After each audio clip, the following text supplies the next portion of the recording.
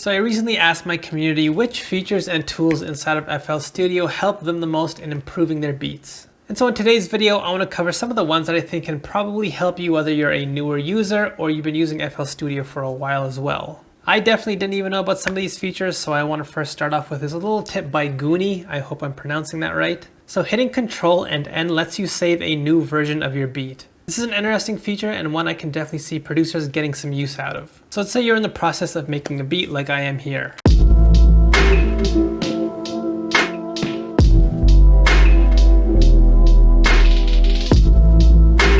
And by the way, if you guys enjoy my videos, think about subscribing. It's really easy to unsubscribe if you ever get tired of my videos. It really does help me out though. Now you might like your beat, but you might get the idea of maybe possibly trying to switch up some sounds. Maybe you think of trying out a different snare. Maybe you get the idea of also changing your bass pattern around. You think it might be a good idea to add in some new sounds as well. You keep changing things to the point where once you play your beat, it just ends up being something different. Now the Save New feature will help you with this. Basically, if you get the idea of wanting to try something new and changing things, hitting Control and N will save a new version of your beat. So if you ever end up making a beat worse and you end up liking it less, you'll always have that older version on your computer that you can always go back to. This is a tip that can really be useful if you're the type of person who likes to experiment and try new ideas and change things around. This will allow you to do so, but without the permanence. The next tip is from Big Joe. Everyone knows what gross beat is. It's probably something that you use often when you're using loops to try and create some variation and change the rhythm of your loop a bit.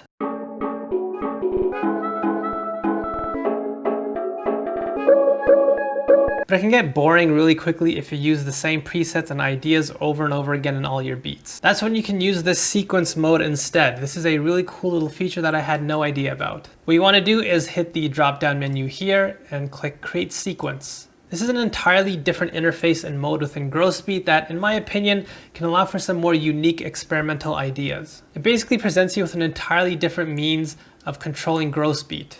So you have some additional knobs over here to play around with the attack, the decay, and sustain and gate. You can also insert new stutters and shapes using this pattern option up here.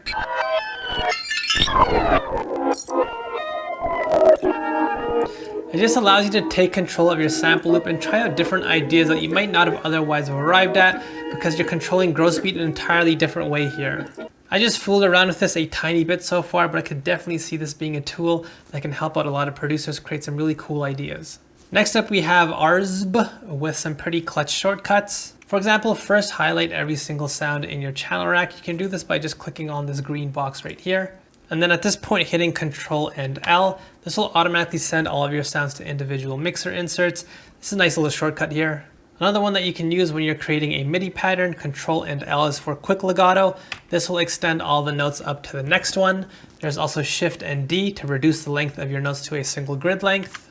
And finally, Alt and R to open up the randomizer. You can use this to add some liveliness to your beat in many different ways. Now, if you like these piano roll shortcuts and you want to pretty much learn every single one of them, I did a video covering the piano roll in FL Studio that's pretty long and in-depth. So check that out if you're interested. It's right above my head.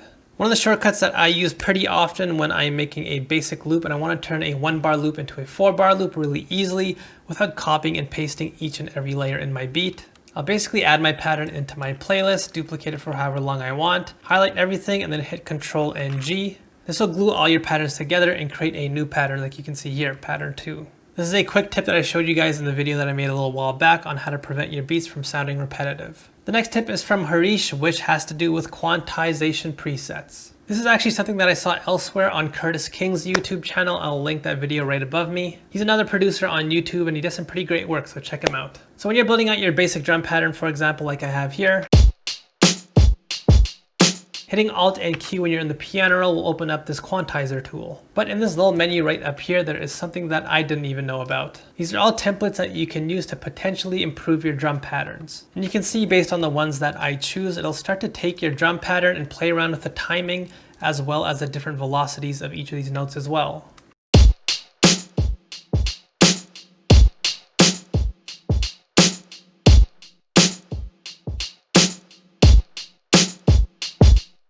Also hitting this little folder option right up here This will bring up many more presets and ideas that you can use. This can just be a way to help introduce an entirely new feel into your drum pattern pretty easily, making it a pretty useful tool. So if drum patterns are something that you struggle with, this will definitely help you out. Also, if you're wondering how exactly I got all my drum sounds onto one piano roll, the video explaining this is right above my head. Finally, the last tip, this is one that comes from Nelson RX, where he brought up using Wave Candy. This is a tool that can help you look up the notes of any sample that you might have so you can more easily play your own music around it. It'll help you with your bass lines and melodies and much more. But I already did a video on this tool, so if this is something that you don't know about, I really recommend checking that video out. The link to that video should be showing up on the screen right now. If you've enjoyed this video, like and subscribe. Head over to betterbeatmaker.com if you want to check out my full online beatmaking course. The link to my free drum kit is available in the description box below, as well as a link to the Discord if you want to join my producer community. And I'll see you guys next time.